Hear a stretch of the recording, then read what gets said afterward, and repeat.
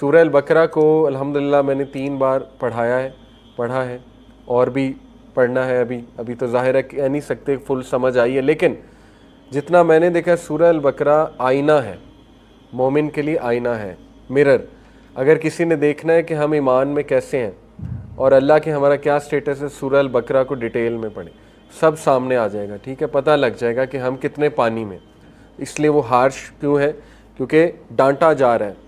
بنی اسرائیل کو تو ڈانٹ لگائی ہے اللہ نے، ان کی فرد جرم عائد کی ہے کہ انہوں نے یہ کرائمز کیے، اس لیے ان کے ساتھ یہ ہو رہا ہے. ساتھ میں مسلمانوں کو بھی جو ہے وہ تھوڑا سا ریئلائز کروایا گیا کہ ادخلوا فی السلم کافہ، اے لوگوں جو ایمان لائے. سورہ البقرہ کی آیت نمبر 208 ہے، اسلام میں پورے کے پورے داخل ہو جاؤ. اچھا، یہ ایک سوال کل ایک سسٹر نے لمز میں مجھ سے کیا بھی کہ قرآن کی آیت ہے علی بھائی، تو جب میں اس آیت کو پڑھتی ہوں میں سٹریس میں آتی ہوں. میں نے کہا کیوں؟ انہوں نے کہا کہ میں اسلام پہ پورا تو عمل نہیں کر رہی، آئی ٹرائی مائی بیسٹ، لیکن یہ کہ بہت سی چیزیں مجھ سے نہیں ہو رہی، تو پھر اس کا مطلب کیا میں منافق ہوں؟ تو یہ بہت اچھا سوال ہے. میں نے انہیں کہا کہ دیکھیں، اسلام میں پورے کے پورے داخل ہونے کا مطلب یہ ہے کہ اللہ رسول کو نمبر 1 رکھو، پرائرٹی نمبر 1 رکھو، اور try your best to act upon Islam. شاید میں بھی پورا نہیں کر رہا، ٹھیک ہے، ہم میں سے کون ہے جو کلیم کر سکتا ہے کہ اسلام پہ پورا عمل کر رہا ہے؟ ٹھیک ہے، وہ تو پرفیکشن ہے نا. تو اس کا یہ مطلب نہیں ہے کہ اگر کسی میں کوئی شارٹ کمنگ آ رہی ہے یا وہ کوئی ایک آدھا کام، اب اس کا مطلب نہیں کہ ایک آدھی نماز چھوڑ رہا ہے. لیکن نماز تو چھوڑنا بنتا ہی نہیں، نماز تو فرض ہے، وہ تو پڑھنی ہے. یہاں پہ میری مراد یہ ہے کہ میں بھی کسی ایک کام میں آپ شاید اتنا نہیں کر رہے جتنا کوئی دوسرا کر رہا ہے، تو سٹریس آتا ہے کہ یار میں بھی اتنا کروں. تو اس میں دیکھیں آپ لوگ ان احادیث سے تقویت پکڑیں کہ اللہ کو درکار اکثر و عملہ نہیں ہے. اللہ نے یہ تو نہیں کہا نا سورہ الملک میں کہ الذی خلق الموت والحیات لیبلوکم ایکم اکثر عملا، کہ میں نے زندگی اور موت اس لیے بنائی تاکہ تم میں سے دیکھوں کہ اکثر عمل، کثرت سے عمل کرنے والا کون ہے.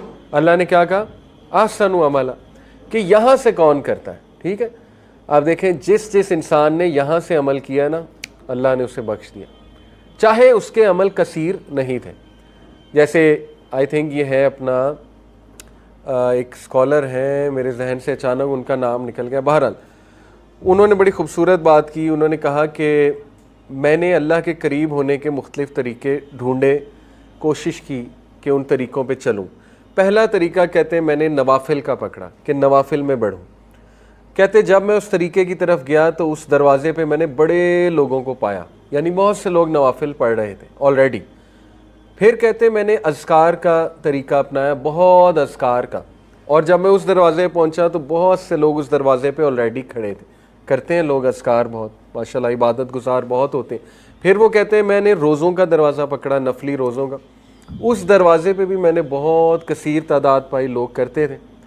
پھر کہتے کہ میں نے خشوع و خضوع کا دروازہ پکڑا، یعنی یہاں سے عمل کرنے کا، وہاں پہ میں نے بڑے کم لوگوں کو پایا. تو یعنی اللہ سبحانہ و تعالیٰ کو وہ عمل ہے جو یہاں سے ہوتا ہے. اسی لیے وہ پروسٹیٹیوٹ جس نے کتے کو پانی پلایا تھا وہ کہاں سے تھا؟ یہاں سے تھا. ٹھیک ہے، تو دیکھیں اللہ سبحانہ و تعالیٰ نے کیسے. اور وہ 3 لوگ جو غار میں پھنسے ہوئے تھے، سنا آپ نے واقعہ؟ تینوں نے دعا کی، پتھر پیچھے ہوتا ہے. ان میں سے ایک کون تھا؟ اس نے کہا یا اللہ میں زنا کے بالکل قریب تھا. آپ سوچیں ایک بندہ یہاں تک ایسے تو نہیں پہنچ جاتا. میری کزن مجھے پسند تھی، اس نے کہا، اور I was about to enter Hare.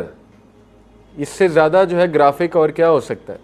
Affair تھا تو یہاں تک بات پہنچی نا، ایک دم تو نہیں بات یہاں پہنچتی.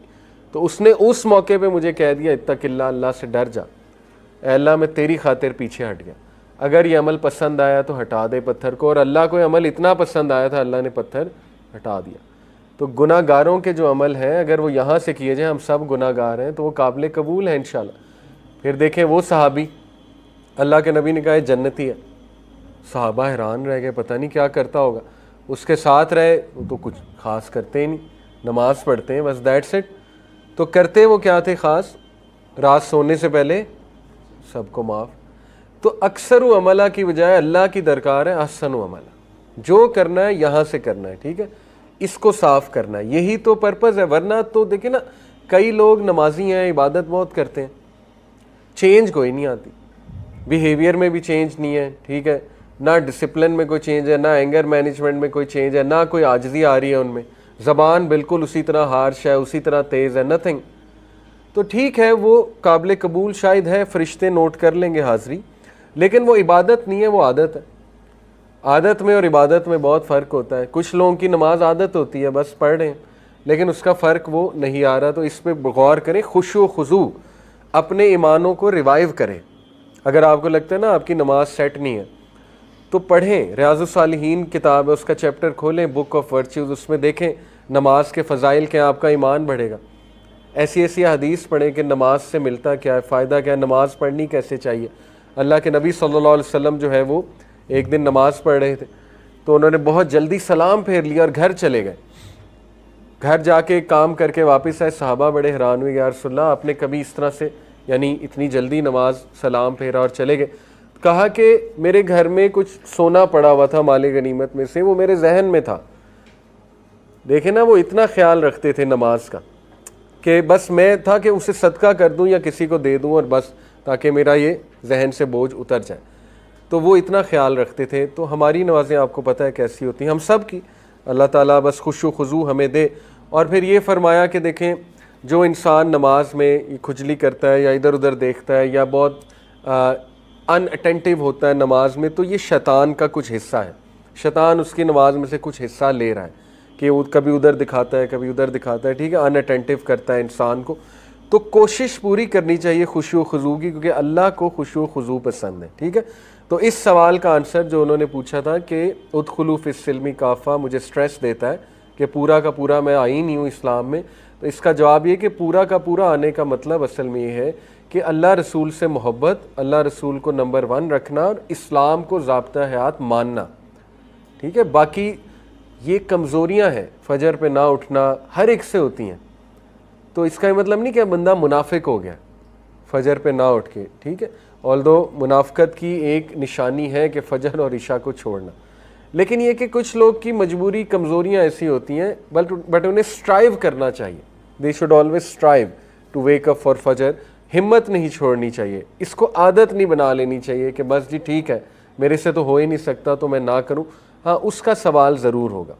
لیکن بیک ٹو دا ٹاپک، بتانا میں آپ کو یہ چاہ رہا تھا کہ سورہ البقرہ، یہ سارے جو سیرت کے واقعات اب چل رہے ہیں نا مدنی فیز کے، قبلہ کا چینج ہونا اور جو پرانا یہ جو سریہ ہوا تھا عبداللہ بن جہش کا، وہ ساری آیات سورہ البقرہ میں ہیں. اس کا مطلب ہے کہ سورہ البقرہ صحابہ کو صحیح ٹیسٹ کرنے آئی تھی، جھنجھوڑنے آئی تھی. یہ قبلہ کا چینج کا واقعہ بھی جو ہے، تاکہ اللہ یہ چیک کر لے کہ کیا یہ پورے کے پورے آگے ہیں یا ابھی تک ان میں کچھ تھوڑا سا ایلیمنٹ جاہلیت کا تو نہیں ہے، کوئی خوف تو نہیں ہے.